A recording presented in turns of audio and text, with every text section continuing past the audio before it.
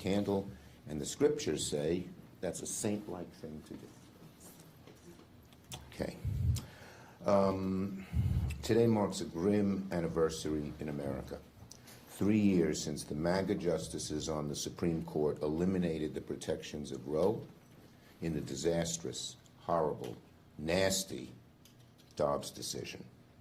The Dobbs case will go down in history as one of the worst, most harmful, most regressive decisions in modern history. And it's unfortunately had a terrible and wide-ranging effect. 21 states have significantly restricted the right to choose. 14 states have practically total abortion bans. In states like Texas, maternal mortality is spiking, and people are dying. People are dying as a result of the Dobbs decision. Plain and simple. Can't say it, can't gloss that over in any way. Since Dobbs, 1 in 5 people like Shanette's daughter and Amber Thurman, have had to travel great distances across state lines and wait weeks or more just to get the care they need and deserve and used to have before the Dobbs decision. This is abominable. We know that this is what Republicans want, a total ban on abortion. These anti-choice fanatics will stop at nothing. They don't think their work is finished, even after such a horrible and wide-ranging decision as Dobbs. Reproductive freedom is under attack on all sides. Extremists are banning and restricting abortion, criminalizing providers, defunding care, and interfering with life-saving medicines. These attacks are also devastating our economy. With fewer reproductive health care protections, fewer women are participating in the workforce. State-level restrictions on abortion access, combined with the lack of federal protection, cost the economy more than $133 billion nationally. $133 billion. The 16 states with the most restrictive abortion policies were responsible for $64 billion in economic loss. So as bad as the Dobbs decision was, as catastrophic as the impacts have already been, Republicans want to double their efforts on their crusade against access to reproductive health care and the right to choose. Right now, as we speak, Republicans are trying to jam through one of the most extreme, radical provisions in their big, ugly betrayal. 2 nasty provisions: to defund Planned Parenthood and eliminate coverage for comprehensive reproductive care from the ACA marketplace. So they're not just going after Planned Parenthood anymore, which they've done for a while, but they're going way beyond that, going into the ACA and people who have coverage there. So let's call this what it is. It's a Republican backdoor abortion ban done in the reconciliation bill. Under the Republicans' bill, if they have their way, nearly 200 Planned Parenthood health centers in 24 states would be at the risk of closing. More than 90% of these closures would be in states where abortion is currently legal. So it'll affect, you say, well, I'm in a state that has protected women's rights. You're not safe. In all, 1 in 4 abortion providers nationwide would be eliminated. So don't try to let the Republicans argue this is about states' rights. It's all about them taking power away from women to make choices about their bodies. Their callousness has no end. While stripping insurance from millions, they're also doggedly fighting to take American rights away, cutting reproductive health care access to millions. I am here to say that Democrats are going to fight like hell to strip these cruel provisions from the Republican bill, including the bird bath, which will be occurring today or tomorrow. And we're putting up a great fight there. We've just won a couple of other issues in the bird bath, like our national lands and the REINS Act. We're going to fight this one hard. And today also, with Senator Baldwin as our lead, we will introduce the Women's Health Protection Act to ensure that health care providers have the statutory right to provide patients abortion services free from bans, free from restrictions. Republicans to their core know how deeply unpopular their actions on abortion are. They know how deeply unpopular abortion bans are. So they're trying to achieve an abortion ban by another name, in another way. We're not going to let them get away with that. Republicans are now trying to pull a fast one on the American people by putting backdoor abortion ban in their big, ugly betrayal. It's an assault on any person or family that thinks the government has no business calling the shots on their health care. It's an assault on women and families that are facing some of the most devastating and life-saving options of their lives. It's an assault on their rights, and it's an assault on your rights as well. So let me be clear. Just as we fought back against attacks on abortion before, we will fight these nasty provisions with every fiber in our being. We feel this so passionately, so strongly, that we will not stop until we achieve our goal of giving women the right to choose. Dobbs have set us back. Senate Democrats will continue to stand together and fight back against Republicans in every single way. Senator Murray.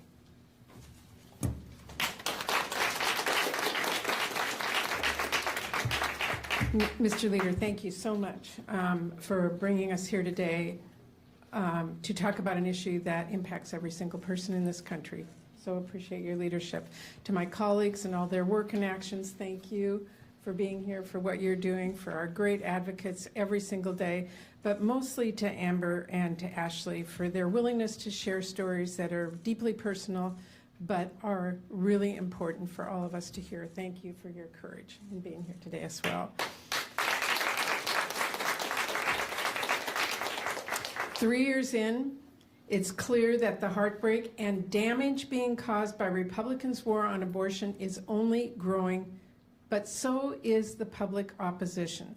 The outcry is getting louder and louder as more and more people see the full horror of abortion bans in ways they cannot ignore and will never forget. Meanwhile, Republicans aren't just sticking their heads in the sand, they are sticking to the same dangerous agenda that is already denying women health care that they need, pushing maternal and reproductive health care providers out of red states in droves, driving a dangerous spike in pregnancy complications and maternal deaths, and forcing women to stay pregnant regardless of their health or their own wishes. Republicans are doubling down with even more anti-abortion extremism. Trump is undermining emergency abortion care and the basic safety protections for abortion clinic staff and patients. Far-right groups are pushing junk science and trying to rip medication abortion off the shelves nationwide, and they are finding support among top health officials in this Trump administration. And Republicans are trying to block marketplace insurance from covering abortion care in their big, ugly bill, not to mention, as Senator Schumer said, trying to defund Planned Parenthood, one of the biggest health care providers in the entire country. And let's not forget, Republicans are sneaking fetal personhood language into everything from state laws to Trump's executive orders. We're talking about an ideology so extreme that it would strip pregnant women of their rights and impose a complete and total ban on abortion, IVF, and even some forms of birth control. And they think they can just slip it onto the books without anyone noticing? Not a chance. We are not going to stop calling out these attacks. We're not going to stop pushing to restore and expand abortion access for patients nationwide. We are not going to stop lifting up the voices of women across the country. And we are going to keep a bright and burning spotlight on the harm Republicans are causing with their anti-abortion extremism, which is exactly what I will be doing this afternoon at the Spotlight Forum, joined by many of my colleagues, and I hope to see many of you there. We are in this battle. We are not stopping. Thank you.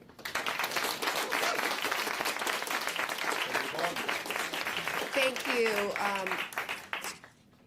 I want to say good morning. I want to say thank you to Senator Schumer, our leader, for bringing us together. I also want to really give credit to our champions, including Alexis and Kimberly, for your relentless advocacy, and of course our brave storytellers, Shanette to tell the story of her daughter, and Ashley. Since the day that Roe v. Wade was decided, Republicans have been committed to doing everything they could to overturn it and strip away a woman's right to choose. 3 years ago, we watched that work come to fruition. Many of us up here warned exactly what overturning Roe and 50 years of precedent would mean. Sadly, we were right about the consequences, and they have been nothing short of devastating. I want to tell you about my home state of Wisconsin. When the Dobbs decision came down, women in my state were sent back to live under a criminal abortion ban that was passed before the Civil War.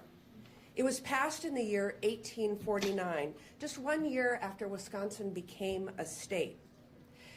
As a consequence of Dobbs, women who wanted to control their bodies had to drive hours out of state, arrange childcare, take time off work, pay for lodging just to access health care. Other pregnant women had enormously harmful outcomes. I remember meeting a woman whose water broke at 17 weeks. And she was sent home from the hospital and didn't receive the care she needed until she faced sepsis and a fever of 102 degrees. That should never be in America. Thankfully, after 15 months with no access, Wisconsin restored access to abortion in 3 counties. That still means that 69 of our counties there is no access. Instead of listening to the vast majority of American women and Americans and working in good faith to restore Roe, Republicans are doing just the opposite. They're doubling down. Donald Trump is using every power he has to further limit a woman's right to choose, freezing Title X funding for clinics that offer reproductive care, cutting Biden-era emergency abortion protections, pardoning convicted anti-abortion extremists, all while our colleagues here in the Senate are fighting tooth and nail to defund Planned Parenthood, putting access to abortion care once again in jeopardy for millions of women. And let me be clear, when I say our colleagues fighting to defund Planned Parenthood, that is our Republican colleagues who I'm talking about. Put all of these pieces together that I've just listed, and you have a backdoor national abortion ban. Remember, the president, when he was running, said he would not move forward a national abortion ban. But when you put these pieces together, that's what you have. While Republicans inch towards a nationwide abortion ban, Democrats are united in fighting back. Today, alongside my Democratic colleagues, all of them, by the way, I reintroduced the Women's Health Protection Act to restore reproductive freedom for women nationwide. This bill would tell Republicans to butt out of women's health care, ensuring that states can't put up medically unnecessary barriers that infringe on a woman's right to choose. Right now, women's fundamental rights depend upon where they live. And make no mistake, this lies at the feet of Donald Trump and congressional Republicans and no one else. To all the women in America, know that we are not giving up. We will fight day in and day out to restore your right to control your body without any politician, any judge, or government getting in the way. I thank you so much for your continued advocacy, and we'll turn it over to my colleague, Senator Blunt Rochester.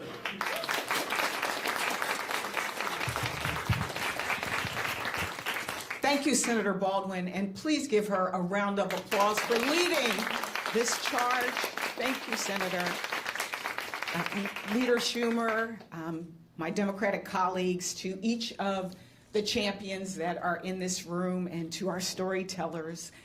It is an honor to be standing with you today. 3 years ago today, the Supreme Court reversed Roe versus Wade and 60 years of precedent. Women went to sleep on June 23rd, 2022, and woke up on June 24th with fewer rights than our mothers and our grandmothers. And that was the result of decades-long efforts by conservative Republicans to take away our reproductive freedoms. They claimed that they wanted to leave access to abortion to the states, but the Trump administration and extremist Republicans across the nation really wanted one thing: a national abortion ban. And in case you haven't noticed it, the pieces of this puzzle have been coming together quietly. But the puzzle is not complete. They froze Title X funding for clinics, fired reproductive health care experts, restricted access to mifepristone. Look, I can't even say it. Say it every day, mifepristone. Yes. The abortion pill, and so much more. All while this week, they tried to pass a bill that would strip Medicaid from millions of Americans. And let's be clear, Medicaid covers about 40% of the births in this country, which means they're trying to cut off funding for healthy births while limiting health care options available to all of us. Because what is abortion care? It is health care. And who will be hurt the most by this effort? Young women, poor women, women in rural areas, and women of color. And I know this intimately because as Senator Baldwin talked about a constituent of hers, I experienced this personally having my daughter-in-law on Christmas morning a few years ago. Her water broke prematurely. We showed up at a hospital and they sent her home without the care that she needed. Because I knew about our maternal mortality crisis, I was like, we're not stopping here. And we took her to another place. She was able to get the care she needed. And a year later, my granddaughter was born because of IVF. So we know this personally. We know this intimately. For Black women and brown women, we also know that we are disproportionately impacted. We have higher maternal mortality rates. We have higher reproductive cancer rates. We have higher rates of preterm births. This is personal. This is personal. And Republicans cannot say that they are the party of freedom and then tell us what to do with our bodies. He can't be the fertilization president, Mr. Trump, but then you want to make it more dangerous for people to have babies. You can't claim you're the party of strong economic growth, but you're cutting Medicaid, food assistance, childcare, making it harder for women to participate in the workforce, all to give tax breaks to people who already have access to all of these things. So today, we want the American people to know that we have not forgotten where we started 3 years ago, and that to our conservative Republicans across the country who are watching, we see you. We see what you're doing. It may be quiet, but we see it. We see what you're doing.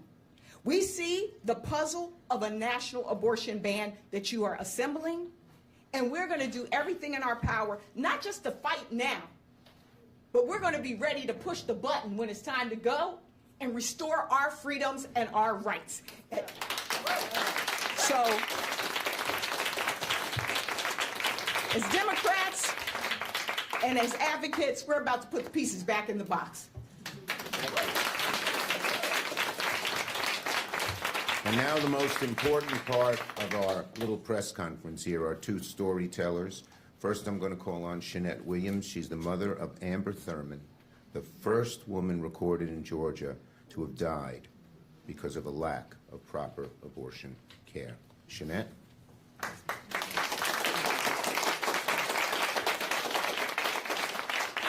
I have absolute gratitude to each and every one of you on today, and to everyone that has continued to speak my daughter's name even when I didn't know. My family and I thank you. I want you to zoom in on this picture. This is the result of what happened with the overturning of Roe v. Wade. Would I have ever imagined this being my life? Absolutely not. On August the 19th, my family's life changed forever. And there is no turning back to the way it used to be. When I walked into the hospital on August the 19th of 2022, I went as a mother saying, let me get to my baby so I can make sure that she is good and I can bring her home to take care of her. Again, that was not the end result. It was later in 2024, on my daughter's what would have been 30th birthday, I found out from a resilient journalist that what we thought was just a death was indeed a murder. My baby did not just die at the hands of people that said, we take an oath to do no harm. But you, on August the 19th, withheld care from my baby, my family's baby, for 20 long hours. And what was private to myself and my family, it became public. And today I don't stand as a mourning mother. I stand as an angry, frustrated, determined mother. What do I have to do to make America realize that if we continue to allow politics to intertwine with health care, this is the result? It did not take years to strategize for No Kings. It did not take months to strategize for hands off. We don't need to wait any longer. It's time to fight. I have cried my last cry. I've shedded all the tears that I can shed. Now I want results. No, I cannot help my daughter. She's gone. Have I accepted it? I can't say truly that I have. But I'm grateful to God, to therapists, to my psychiatrists, to grief counselors that I constantly depend on. But I have got the strength, along with everyone in this room and behind me, to fight this good fight. We cannot allow any more deaths, because that is the result. Let's be real. That is the result if we're stripped of everything. I have a question that no one has yet to answer. Why is abortion such a big deal? Why do you want to strip a woman of her rights?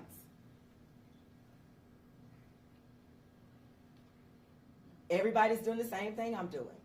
We don't know.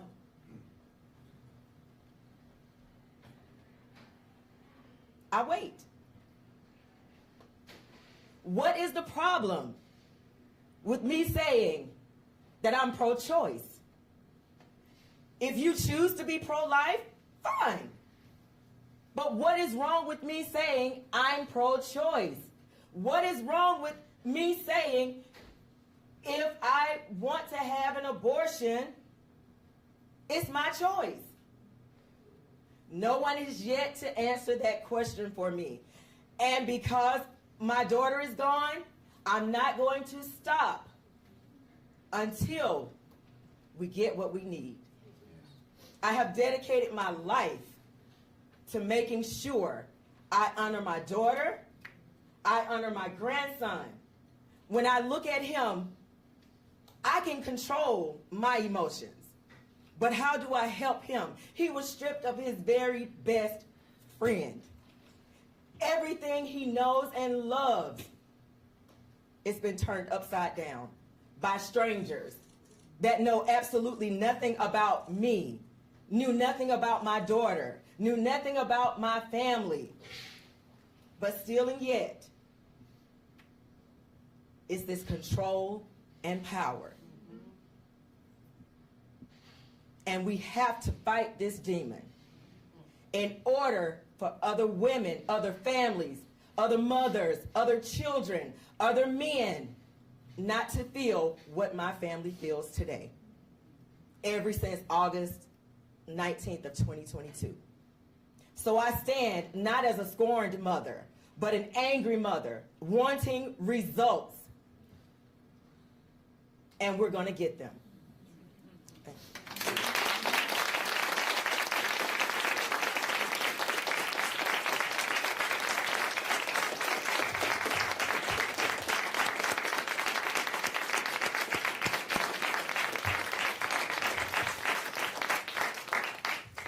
All of America should hear Shanette's story.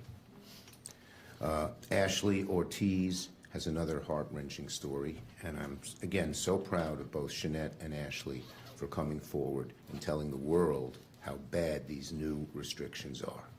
Ashley.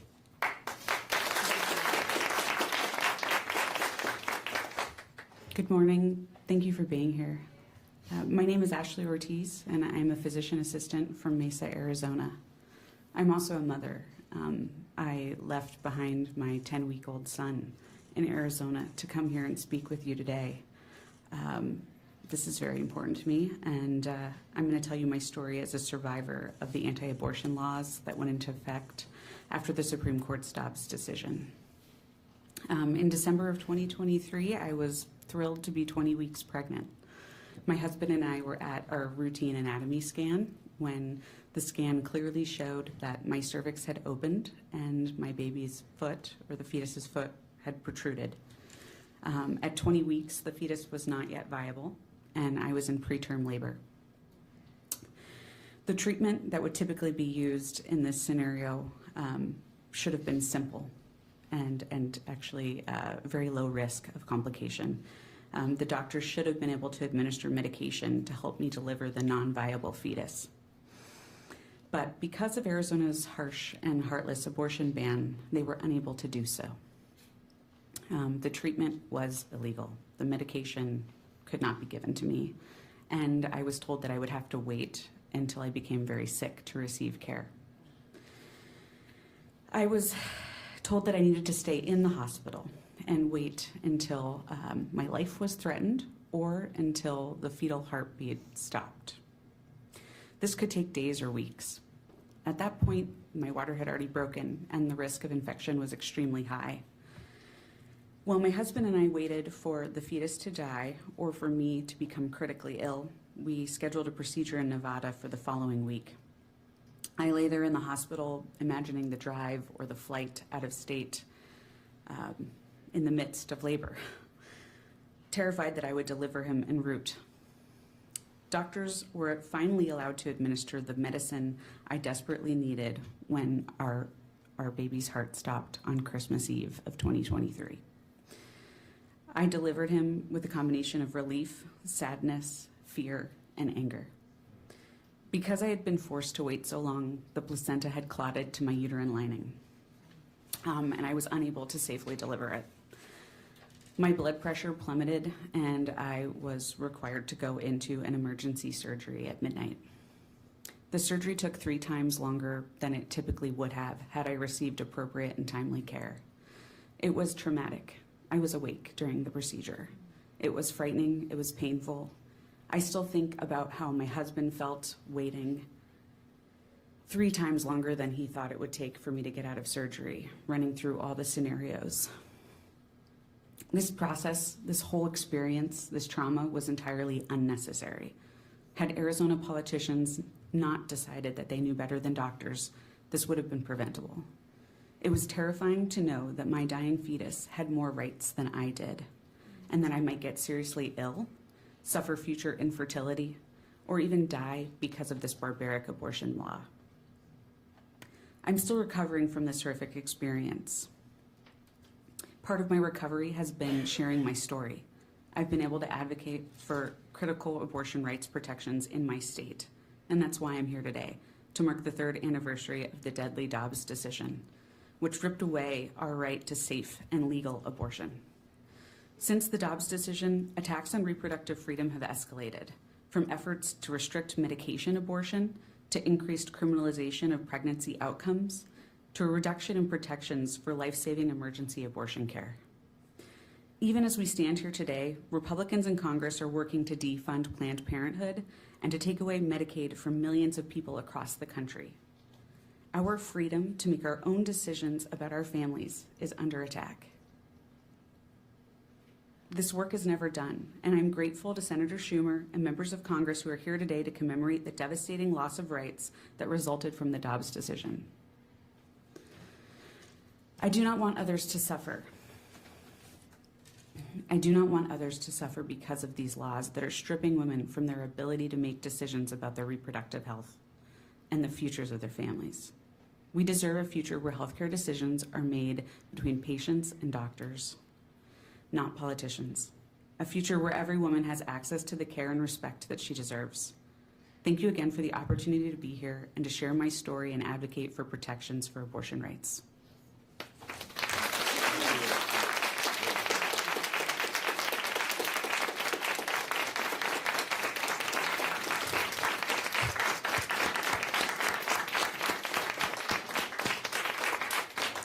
A couple of words really stuck in my mind. The whole story did, that Ashley said, but deadly Dobbs decision.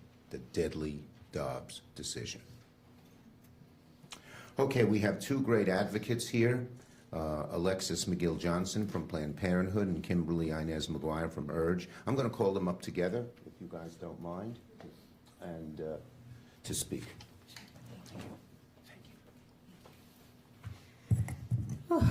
Thank you. Thank you, Leader Schumer. Thank you to Senators Murray, Baldwin, and Blunt Rochester for all that you've done to fight this fight with us. Thank you in particular to the storytellers, to Shanette Williams and to Ashley Ortiz for sharing your stories. This cannot be our future state. This is our current reality, but be sure, flying women across the country, putting them in buses across the country to get basic access to health care cannot be our future state. Asking people to go and wait in parking lots for sepsis to set in cannot be our future state. It cannot be the future that we leave to our children, to my daughters, who are 13 and 16 right now. The last 3 years have been incredibly heavy and hard, as 20 states have eliminated all or some access to abortion, creating an abortion access crisis with a patchwork of places where we are free and some places where we aren't. I wake up in New York this morning, I go to see my mom in Georgia later today, and I'm not free in the same way. Pregnant people, some facing immediate danger to their health or lives, have been forced to flee their states and travel hundreds of miles for care that should be available in every community. And because we now live in a nation where basic essential care is off limits, we are learning the horrific consequences of the Dobbs decisions. What we said 3 years ago has proven to be true. The Dobbs decision was only the beginning. In the years since, threats to our freedoms abound in our courts, in Congress, and in the White House. And as we speak, congressional Republicans are using their big, bad betrayal of a bill to pass that backdoor abortion ban to make it harder, if not impossible, for everyone, everywhere, to get limited access to abortion. That bill includes a provision to defund Planned Parenthood, putting nearly 200 health centers at risk of closure. Now, more than 90% of those closures would be in states where abortion is protected and legal. These closures could eliminate 1 out of 4 abortion providers nationwide and threaten to shut down half of all abortion-providing Planned Parenthood health centers. That's the point, right? To cut off access to basic sexual and reproductive health care, like birth control, cancer screenings, STI testing treatment, and more. Is that the intent of these anti-abortion members of Congress? They know exactly what they are doing. They know Medicaid doesn't cover most abortions because of the discriminatory Hyde Amendment. They know that the discriminatory Hyde Amendment, which is a policy abortion access now is working hard to change, they know how unpopular it is to ban abortion because the vast majority of Americans believe the decision to have an abortion should be left between a patient and their provider. But most importantly, they know, just like we do, that whether or not abortion is legal means little when you can't get one anyway. The harm of the reconciliation bill doesn't stop there.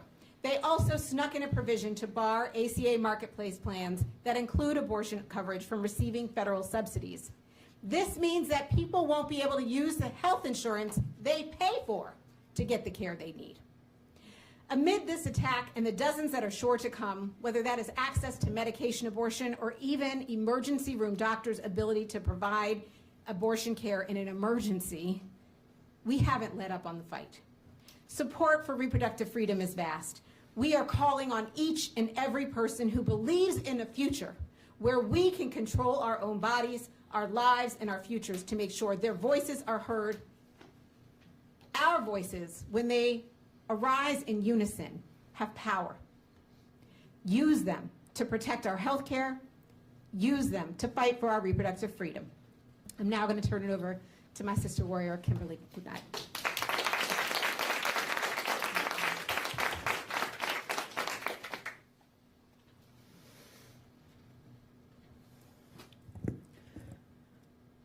Jeanette and Ashley, I want to start by honoring your courage and the courage of all those who are right now walking the halls of these House and Senate buildings to tell their abortion stories. Your voices, yes.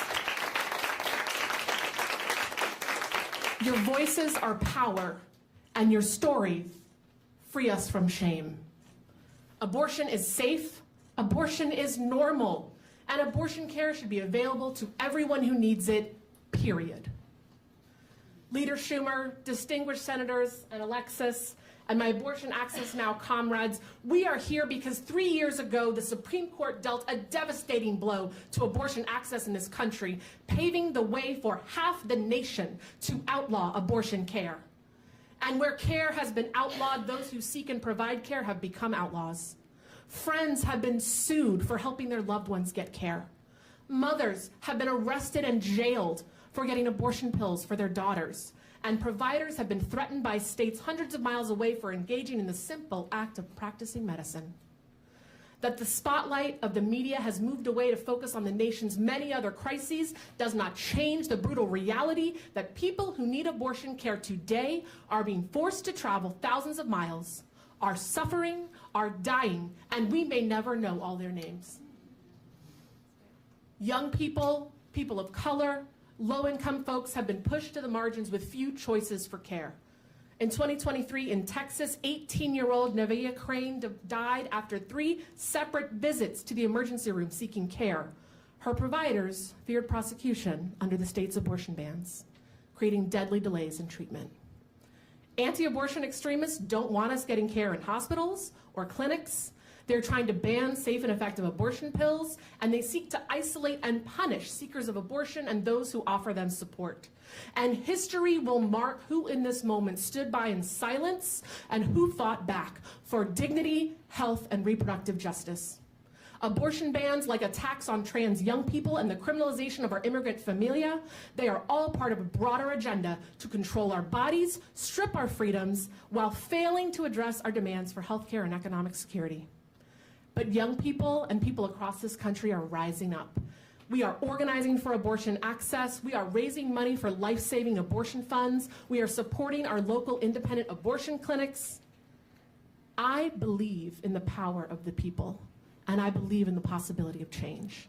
And so I know the day will come when supporters of abortion access once again hold the power in Washington, D.C. That's right. And on that day, not only will we make abortion legal again in every part of this country, but we will do better than the status quo of Roe. Because remember that before Dobbs, Texas had already outlawed abortion care. Remember that before Dobbs, more than 1,000 state laws had been passed pushing abortion out of reach, and the Hyde Amendment had been denying care for decades. Today, we commit to a future where all people, no matter their age, race, gender, zip code, income, or immigration status, have the freedom to make decisions about our bodies and our lives. A future where no one is criminalized for seeking care, a better life for their family, or for living their truth. This is the future young people deserve. This is the future that Amber and Ashley deserved. This is the future our daughters deserve. And that's the future I'm fighting for. Thank you.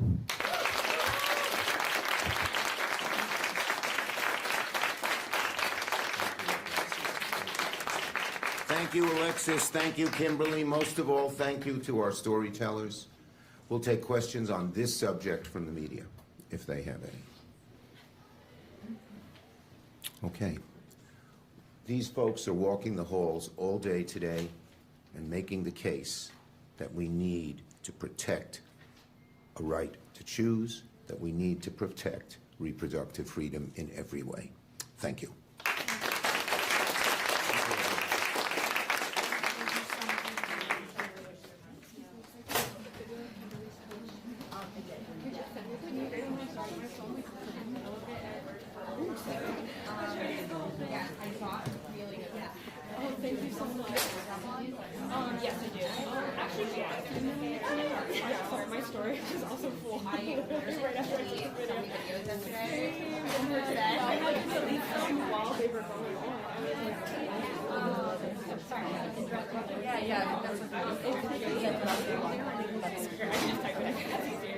Thank you so much.